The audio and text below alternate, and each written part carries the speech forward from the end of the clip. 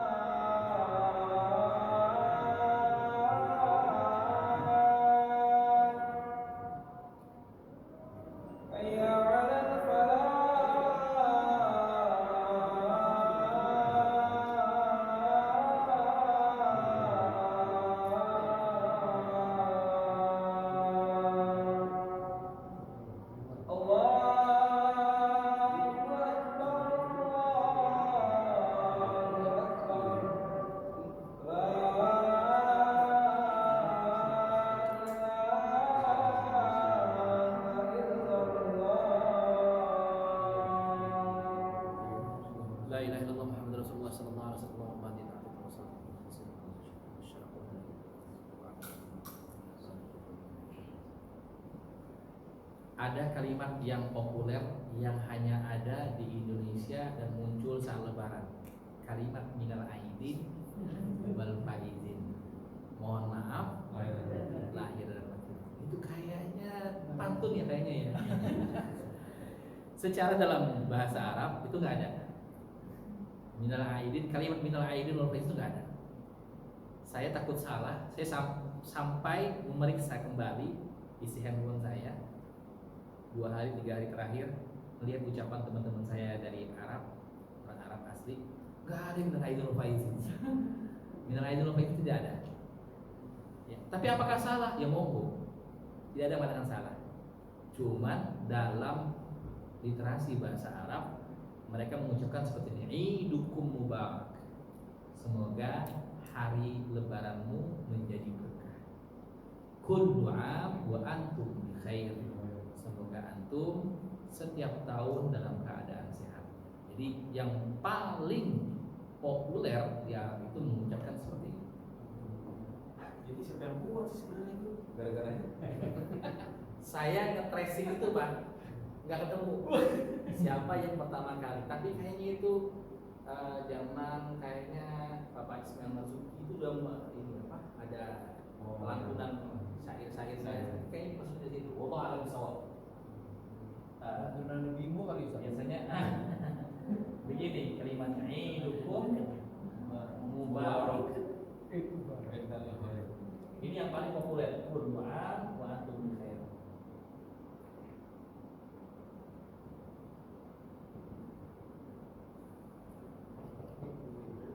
Jadi sebenarnya kalau orang Arab diucapin minal aidin wal faizin gak ada yang tahu artinya apa. Dari kembali dan juga faizin itu orang yang sukses. Ini Pak. Tapi kalau saya pasangkan dengan mohon maaf dan lahir dan batin, kayaknya itu menjadi kayak pantun ya. Iya, minal aidin wal faizin.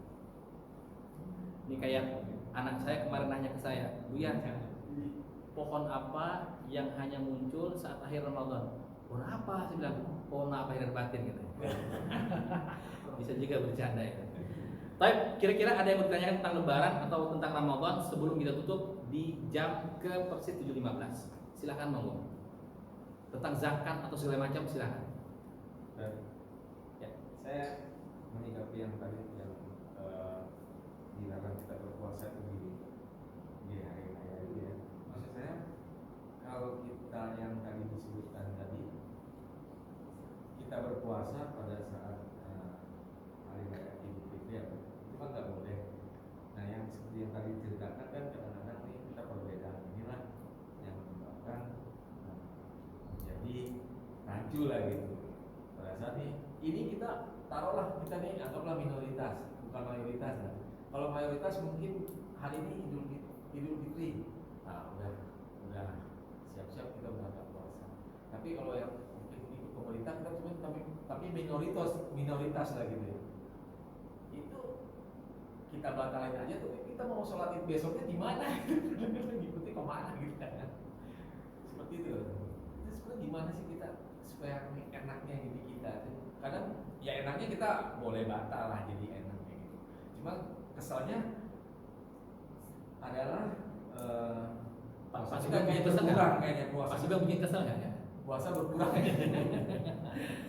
Nggak, jadi begini.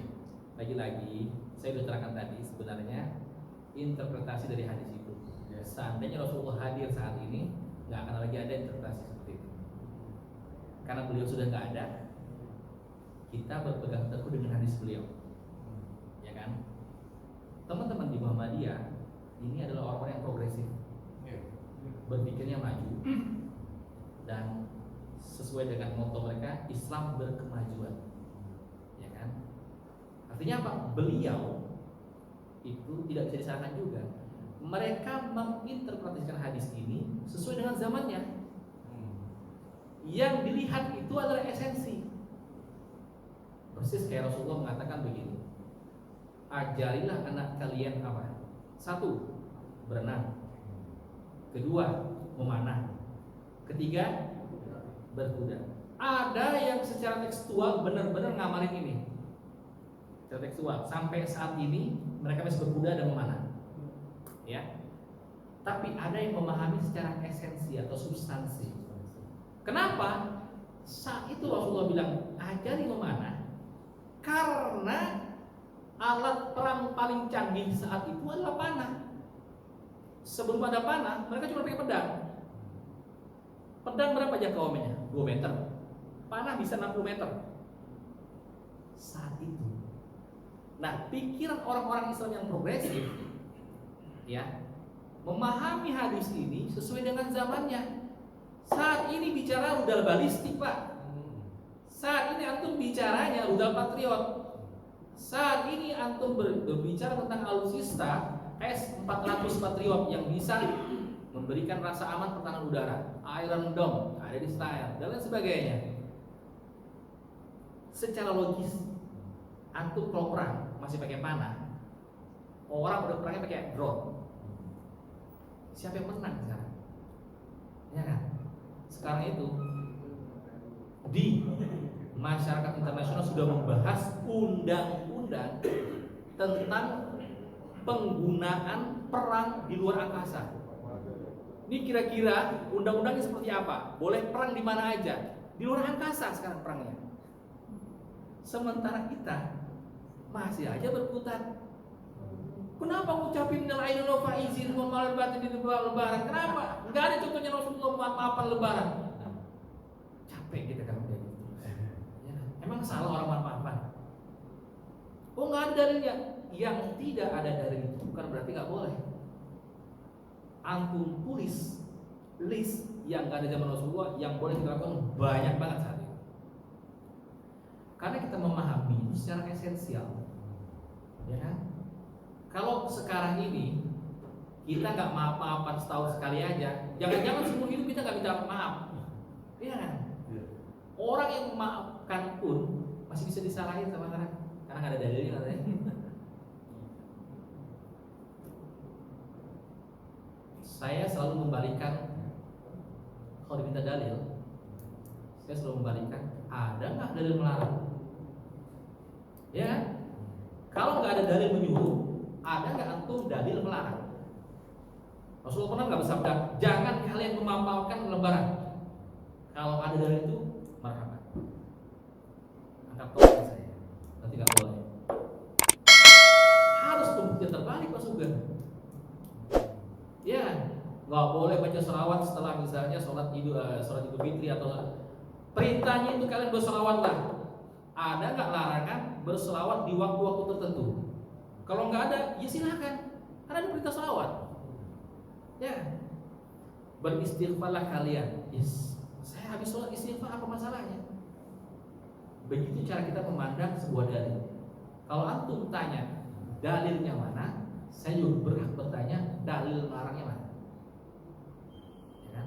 Nah, kembali lagi tadi ada perbedaan penentuan satu Syawal. Yang lebih aman memang ikut ulil amri. Kenapa? Kita lebih tenang. Kecuali kita malas puasa. Ya udah ambil paling dekat. Kalau bisa ada tuh Al-Mundiriyah apa di mana itu 4 hari sebelum Idul Fitri dulu lebaran. Nah, kalau yang malas-malas puasa kita akan ikut itu. Iya kan? Kadang-kala ini adalah hati kita. Biasanya nih Pak. Biasanya Pak ya. Yang tidak diinginkan hawa nafsu itu mendekati benar biasanya.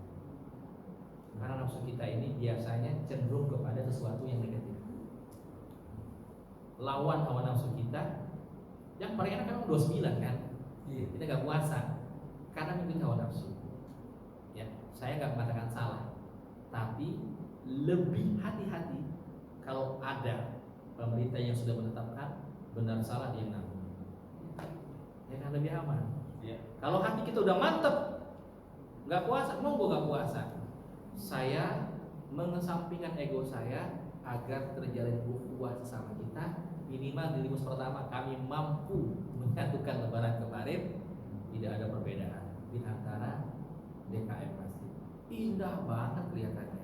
Kumpul semua DKM, semuanya di malam raya mengadakan sholat Idul Fitri. Walaupun misalnya ada di antara mereka yang nggak puasa di hari kemarin, ya kan? Kita kesampingkan semua. Tujuannya lebih besar lagi. Ada lagi sebelum kami tutup? Ya, Pak Sugeng. Menyimpulkan tentang khotbah Idul Fitri kemarin, ada menyebutkan tentang jihad.